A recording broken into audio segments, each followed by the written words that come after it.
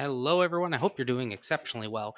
Today, we are going to be covering why a TFSA will almost always win over an RRSP in Canada.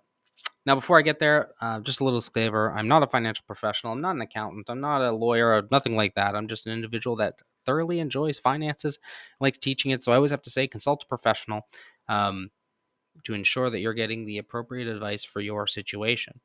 Um, Now, there is an educational and an academic argument that a TFSA and an RSP will actually perform equally over time when you factor in all known variables, meaning that assuming tax rates stay consistent and everything like that. And in fact, when you run through these mathematically, that is true. The problem is this doesn't necessarily hold up, and I'm a big believer that for the average person, a TFSA is almost always better than an RSP, and I'm going to go through it for the following reasons.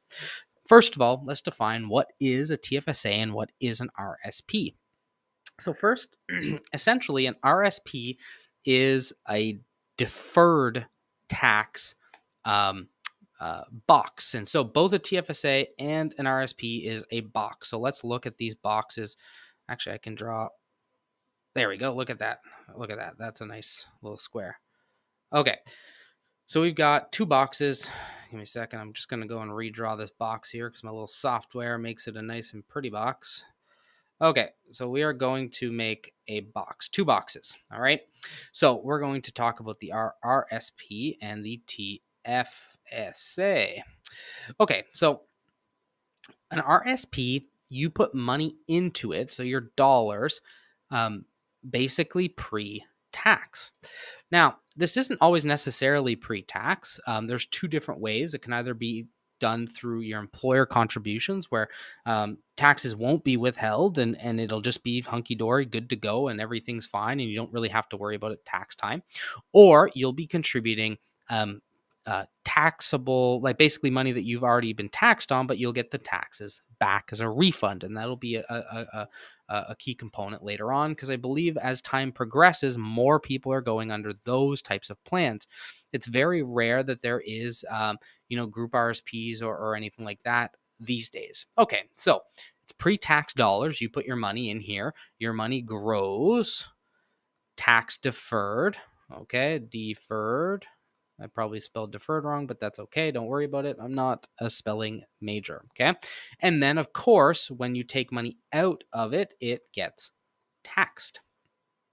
Not only does it get taxed, it gets taxed as normal income, which means that the higher your income is, the greater your taxes will be. The lower your income is, the lower your taxes will be. So the idea behind a lot of individuals and what they assume is that when you're working, you're going to be in a higher tax bracket, and so you want to contribute. And then when you are retiring, you're going to be in a lower tax bracket, and so you withdraw in order to get your money out at a lower tax bracket. Now, this is good in theory, but it rides across two principal things, is that A, your income is indeed going to be lower when you retire, and B, your income's going to be lower when you retire, and B, the tax rates are going to remain consistent to what they are today. I don't know about you. I don't necessarily trust the government all that much. And so this is a lot of speculation, essentially. You are really hoping that stuff is good on the back end. TFSAs, though, is you are contributing money post-tax, meaning that taxes have already been taken off of the income. The dollars that you put in here, they grow, but they grow tax-free, which means that when you take money out, they are not taxed. So clearly, you can see that there's a lot less complexity. There's a lot less things to worry about. You already know what your tax burden is and what the liability is, because it's the money that's already been taxed and is growing tax-free. Now, the same, I guess, argument can be said, because a lot of people say, well, if you don't trust the tax rates here, how can you trust the tax-free savings account will remain tax-free? Fair point. That's fine. Okay. My rebuttal to this is that I think it's more likely that they would change the tax rate than completely eliminate a tax-free bucket. But that's an argument for another day. So why do I think that the TFSA will beat and surpass an RSP at the end of the day?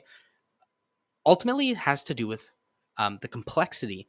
RSPs are a little bit more complex. So most people, what they do is they get their income, right? They go and they deposit it in their RSP. Then they get a tax refund. And this is where things really break down. In order for your RSP to perform optimally, you should be directing it back into your RSP to then further compound that money.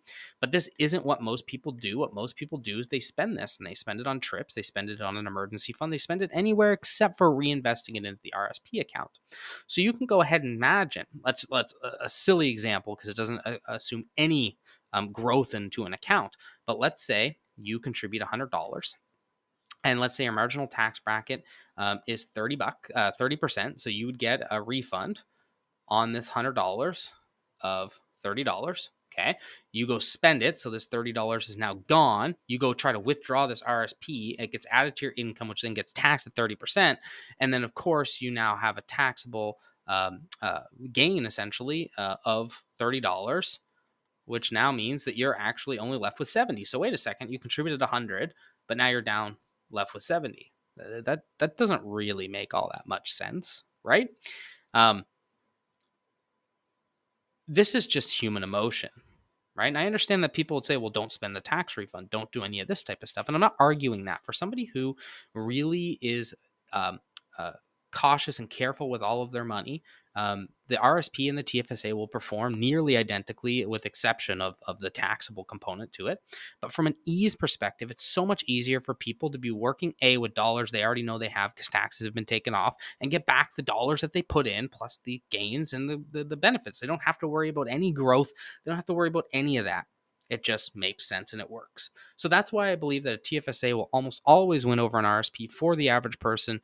And for anyone who thinks this is wrong, just go ask random people. Just ask them, pure and simply, what do you do with your tax refund? Don't coerce them. What do you do with it? Guaranteed. Oh, I save it. I spend it. I take a trip with it. I pay off my Christmas credit cards with it. I pay down debt with it, et cetera, et cetera, et cetera, et cetera. The only answer that, I don't want to say the only answer that makes sense, but at least from the argument of an RSP versus a TFSA, the only argument that makes sense is if it doesn't get recontributed in here, it's not going to work as it is intended to work. Right? So I hope that makes sense. Please like the channel if you like the video. Rather, like the video if you like the video. Subscribe to the channel if you want to see more tips and tricks as it relates to finances and how you can kind of master your finances. Cheers. Catch you in the next video.